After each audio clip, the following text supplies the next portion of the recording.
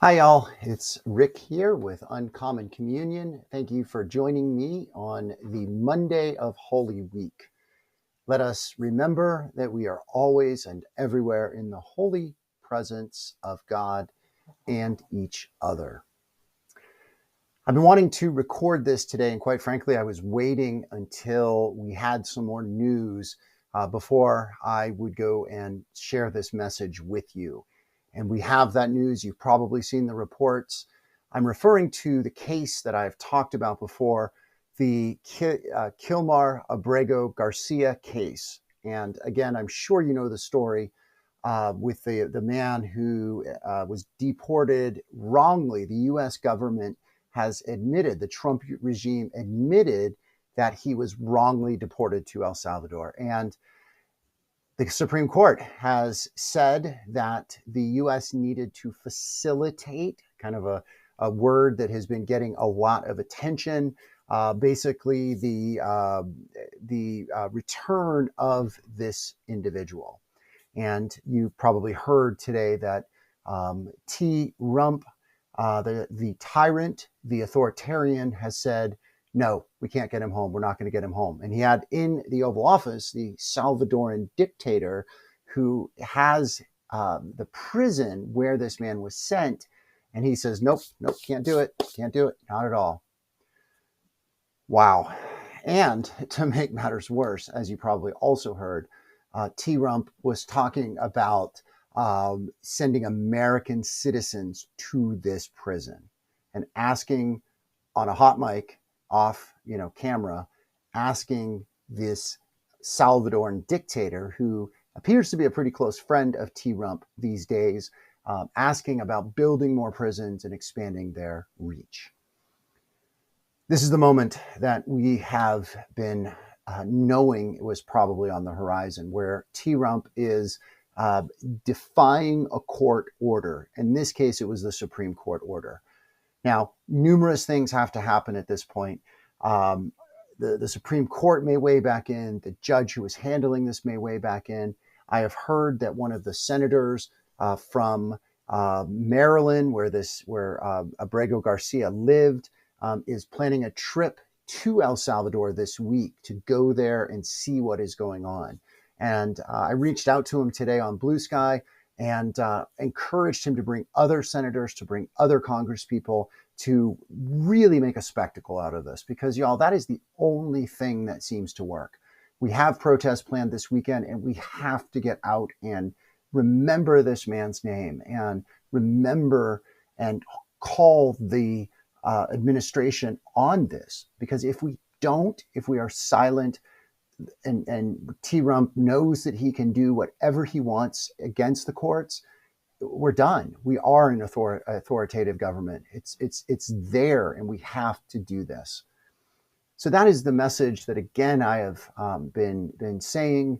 I want to get into the streets and protest. I put out a message on Reddit, which is a place where I've been trying to connect about protests, to hear what is going on, to be able to get out and be with others. And I haven't heard anything. That's unfortunate because, again, we need to be able to organize, I think, to move rapidly, because this is just the beginning. We are going to see more and more and more insanity, especially as Trump is destroying the financial markets. And the Trump tariffs and the real pain is still on the horizon with that. So all of that is really, in a way, just precursor to what I wanted to say and what I am going to say.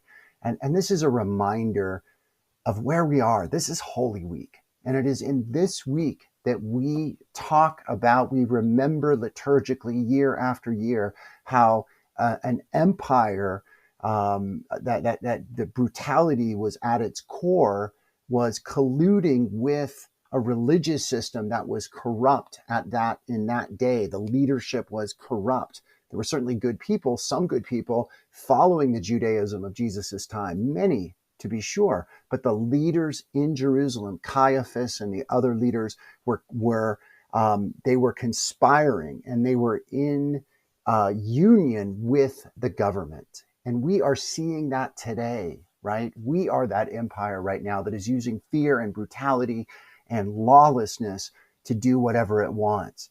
we have many Christians, not all to be sure, but many powerful Christians, I call them hippo Christians, Christians in quotation marks, that are allowing this, that are greenlighting this, that are turning a blind eye to this, to immigration, insanity, and lawlessness in general, and this case in specific. They're spinning all kinds of lies. They're talking all kinds of insanity, and it is absolutely a travesty. I'm really at a loss for words with this, y'all, because during this week, we remember how an innocent man who stood up for justice and what was right, who challenged, was put to death by an empire and a religious system in collusion with each other. And that is what we're remembering. And if there is any week where we, who are people of goodwill, people who believe in the rule of law, people who believe in decency, and just that when we make mistakes, we admit them and we fix them and we move on. People who believe that, we have a responsibility, especially during this week. Because if we say that we follow the ideals or the person or the theology of Jesus of Nazareth, then we must do as he did and stand up for people like Abbrego Garcia. I don't know how much more to say, y'all, but I just wanted to share this with you, the urgency and my passion with this, and encourage you to do what you can. If you're not already planning on being out there in the streets on Saturday, please be there. If you are not, if you see something or organize something before then, please do that. Call your representatives, call your senators. Just we gotta make noise about this. And we got to do it in a spiritual sense. And we have to do it with prayer and compassion and steel and grit and nonviolence. I want to close with some words from the Archbishop of El Salvador, who stood up against the repressive regime of his time, and of course was martyred for it on March 24th, 1980. And here is what he said. And this is from a sermon on December 1st of 1977, when he was just starting out in the country. He says, "My conscience is clear. I have never incited anyone to violence. All those paid ads," he was talking about slurs and slander that were being spewed against him, and lies, and those voices on the radio screaming against the revolutionary bishop are slander. Because my voice has never been tainted by a cry of resentment nor of rancor. It is a strong cry against injustice, but a cry that says to the unjust, be converted. I cry out in the name of those in pain to say to the criminals, be converted. Don't be evil."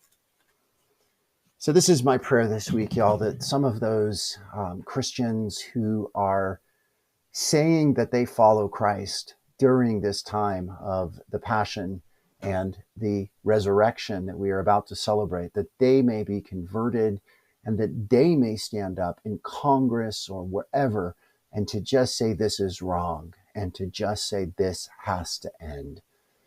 So that's my prayer. Thanks, y'all, for being here. Thank you for listening and for praying. Blessings and peace. Be well.